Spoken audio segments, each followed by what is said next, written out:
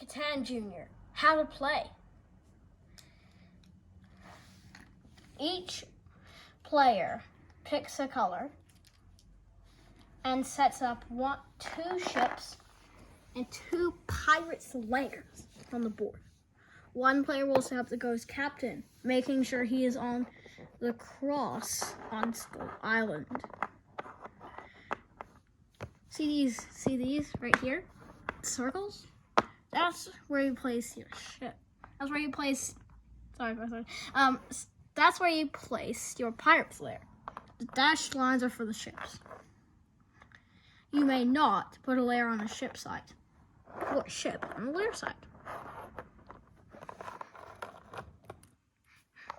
Once each player has set up their stuff, set up the marketplace. First, you load it with 5 of the same tile. Then remove all the tiles and replace it with one of each tile. And replace it with one of each.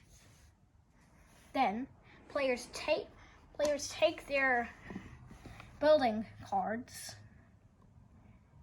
and the game goes on.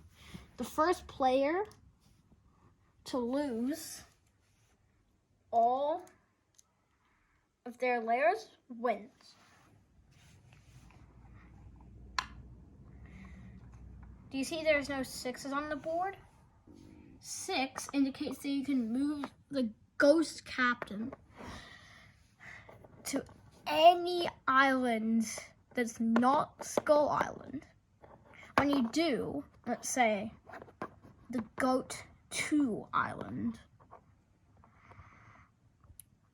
you collect 2 of that tile. Then, if your opponent rolls a 2, they don't get the goats.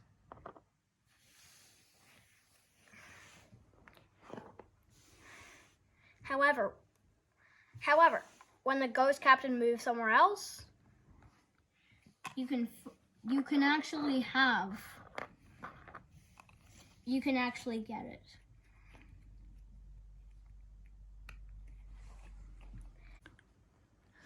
So, when you roll, you gain one of the tile above. No one occupies the gold. That's because you actually have to build another lair to get to the gold. However, by the way, you may not occupy another opponent's lair site or ship site, nor are you allowed to share the same one. So, if I did something like this would not be allowed, but this would be. You have to do it in an alternating order. So either ship, lair, ship, or lair, ship, lair. On your turn, you must do one of the following. If you rolled a 6, you have a choice to either move the Ghost Captain or draw a Coco card for free. Coco cards, are referenced as Coco tiles, have certain actions that you can do, like moving the Ghost Captain, for example, or getting resources, or even building one of your ships or one of your lairs completely for free, which is cool. Now, let's talk about profit. Once a player has 2 lairs adjacent, then you get double. Ships are just ships, basically. They go in and out of the islands. The marketplace can help you trade tiles. Oh, by the way, you start with a goat tile. A wood tile and a molasses tile.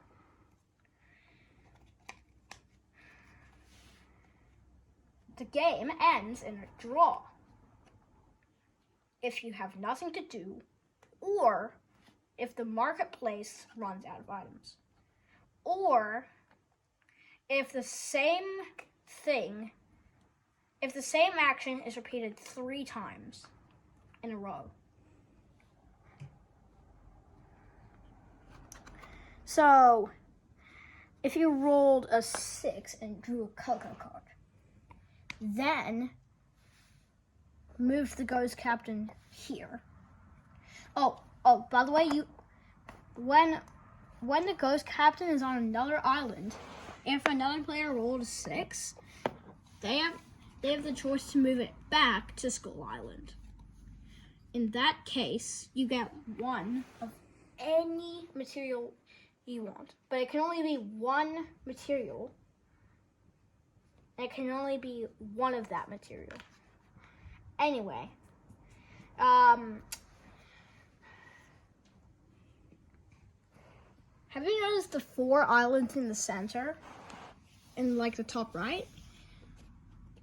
That's for the side you're on. If you're playing a 2-player game, you either go to this one or to the other side, which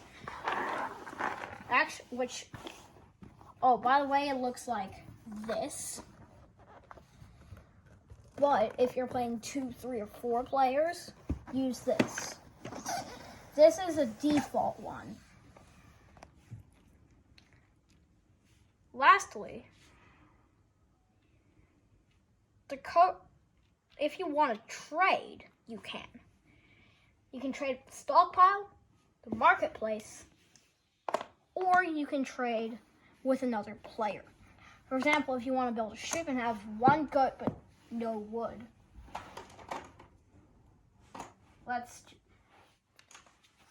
another player who is wood can trade wood for whatever tile you have. If you only have 1 tile, then if you want to trade, you trade that tile for the other tile.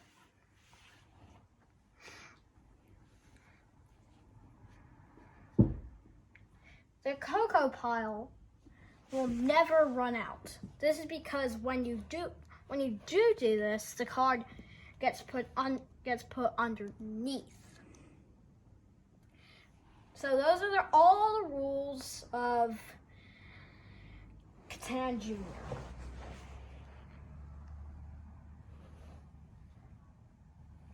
By the way, the building cost cards, they have the costs and what you can buy.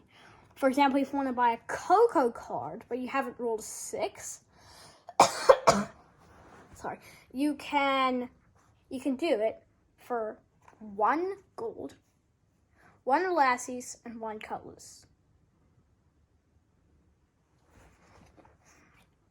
Bye-bye, and like, subscribe, share, and yeah. Ba-boom!